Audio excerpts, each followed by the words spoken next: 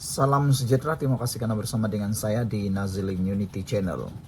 Puak PAS, perangai pelacur, mahu gabung dengan UMNO sebab nak rampas kerajaan. Laporan daripada Harapan Daily. Sebelum kita teruskan ulasan ini, apa pendapat Anda tentang tajuk yang luar biasa ini? Memang panas, tetapi pendapat Anda. Puak PAS, perangai pelacur, mahu gabung dengan UMNO sebab nak rampas kerajaan, kata pemimpin ini. Sejauh mana PAS tak sabar lagi nak rampas kerajaan? PRU 16 akan diadakan 3 tahun lagi, tapi PAS seakan-akan tak sabar lagi. Namun demikian, sekarang bukan lagi soal sabar atau tidak, tetapi ini sekarang bercakap tentang survival politik PAS dan Parti Bersatu. Bekerja sama dengan UMNO nampaknya menjadi jalan terakhir, cara terakhir, talian hayat untuk Parti Bersatu dan PAS bagi survival politik mereka. Hal ini karena sudah dapat dilihat sekarang ini, gabungan Barisan Nasional dan Pakatan Harapan terlalu kuat untuk ditandingi oleh Parti Gabungan Perikatan Nasional. Kelemahan Parti Gabungan Nasional ialah ketidakmampuan mereka untuk menarik undi daripada pengundi bukan Melayu Islam. Saudara, Puak PAS perangai pelacur mahu gabung dengan UMNO sebab nak rampas kerajaan, kata beliau. Sebelum kita teruskan ulasan ini, jangan lupa siapa ada masalah kencing manis, gout dan tinggi darah, sila tekan butang produk yang ada dalam video ini. Beli produk yang murah dan berbaloi ini untuk kesejahteraan hidup Anda. Sudah ramai orang menggunakan produk ini. Testimoninya pula beribu-ribu. Kata mereka, kami sehat dan kami bertambah kualiti hidup selepas menggunakan produk yang hebat ini, kata mereka. Lulus KKM, halal, dan juga dijamin berkualiti. PAS seolah-olah seperti pelacur apabila mau bergabung dengan UMNO demi keinginannya untuk merampas kerajaan, kata Ketua Angkatan Muda Keadilan AMK Cabang Pasir Mas Wan Abdul Hadi. Menurut PAS, menurutnya PAS sebelum pilihan raya umum ke-15 pada tahun 2022 lalu berdegil sanggup menjadi pembangkang. Namun pendirian itu berubah dengan seorang demi seorang pemimpin Perikatan Nasional PN menyebut tentang gabungan bersama UMNO. PAS ini sebiji macam perangai pelacur, kata beliau. Dulu sebelum PRU 15, dia, PAS kata sanggup jadi pembangkang. Ketika yang di Pertuan Agung tawarkan kepada PAS pembentukan kerajaan perpaduan, bergabung dengan BN, PAS tak mahu pula. Sebab dia kata dah cukup jumlah. Katanya tak perlukan UMNO. Hari ini, satu demi satu pemimpin PAS tunjuk perangai gila talak dengan UMNO.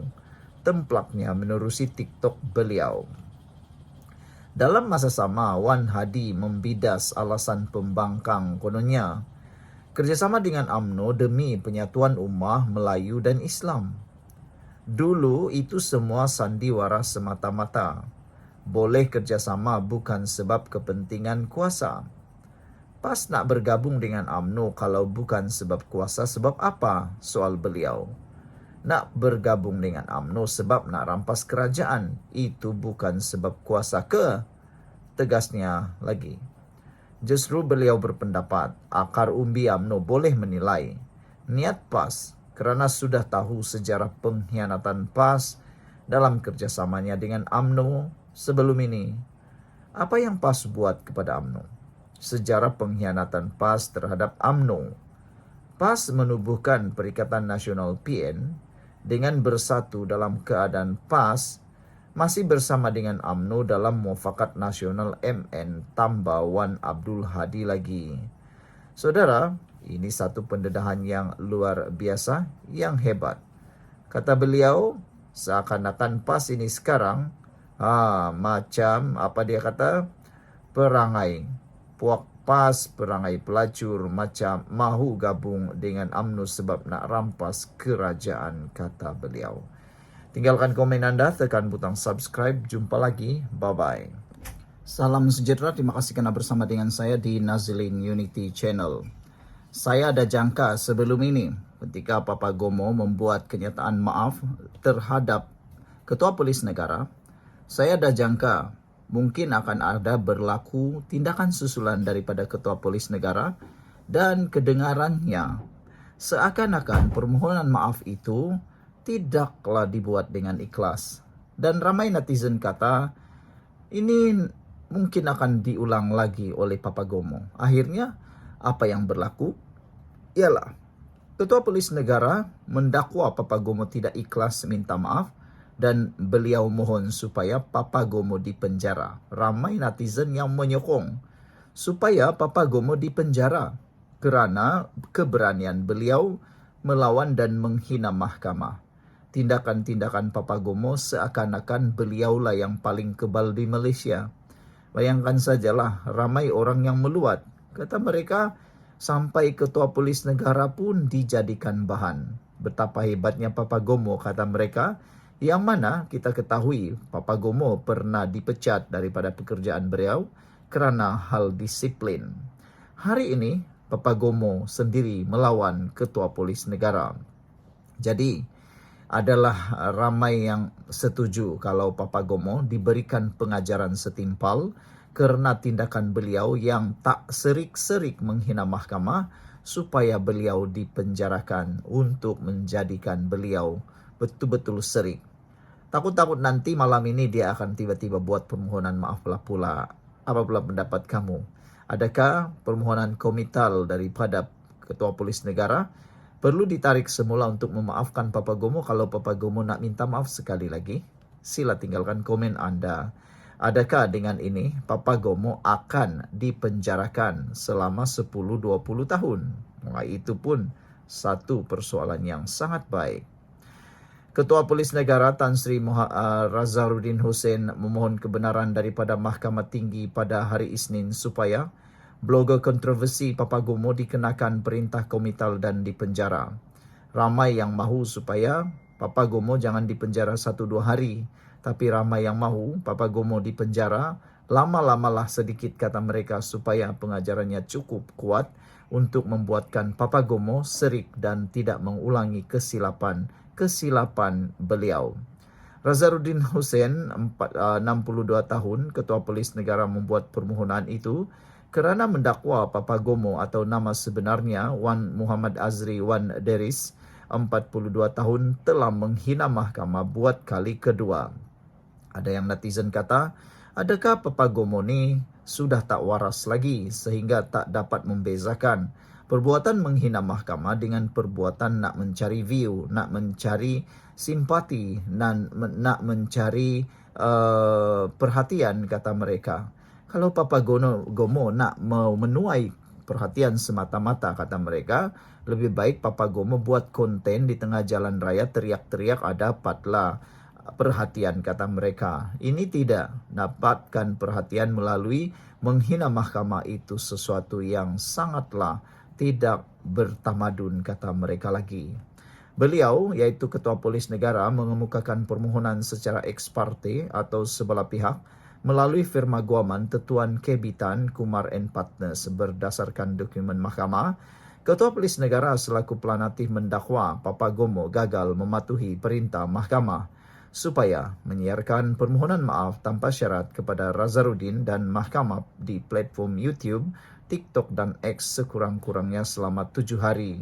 Ia termasuk kegagalan memadam kenyataan berbau fitnah bertarikh 14 Januari serta imej Ketua Polis Negara yang telah disunting pada keesokan harinya.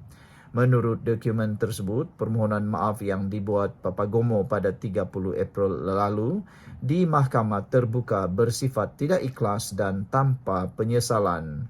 Razaruddin berkata ini kerana Wan Muhammad Azri selaku defendant dengan sengaja telah menerbitkan serta menyebabkan penerbitan satu video di aplikasi TikTok atas nama Papa Azri dan YouTube Se-Azri pada jam 8.30 malam pada 1 Mei yang lepas. Kenyataan defendant bertentangan dengan permohonan maaf yang dipersetujui dan dibacakan di mahkamah. Berdasarkan kenyataan yang disiarkan oleh defendant serta kegagalannya memadam video bertarikh 14 dan 15 Januari jelas menunjukkan beliau telah melanggar perintah komital. Seterusnya, tindakan itu merupakan penghinaan kali kedua terhadap mahkamah, kata pemimpin tertinggi polis Diraja Malaysia PDRM itu. Mahkamah menetapkan prosiding pendengaran permohonan itu pada Jumaat ini. Pada Rabu minggu lalu, Wan Muhammad Azri memohon maaf kepada Nazarudin berhubung kenyataan berbau fitnah ketika prosiding kes saman 3 juta ringgit di hadapan Pesuruhjaya Kehakiman Tan Gan Teck Cheong. Dalam saman yang difailkan pada 26 Disember 2024 itu, Nazarudin menuntut ganti rugi bagi fitnah lisan dan bertulis, ganti rugi am, teruk atau teladan serta khas. Beliau turut menuntut perintah injuksi bagi menghalang defendant sama ada secara sendiri, melalui ejennya atau mana-mana pihak lain daripada mengeluarkan kenyataan dan kata-kata berunsur fitnah serta daripada menerbitkan atau menyebabkan penerbitan semula kenyataan terbabit. Sekian dulu untuk kali ini. Jangan lupa tinggalkan komen anda, tekan butang subscribe. Bye-bye.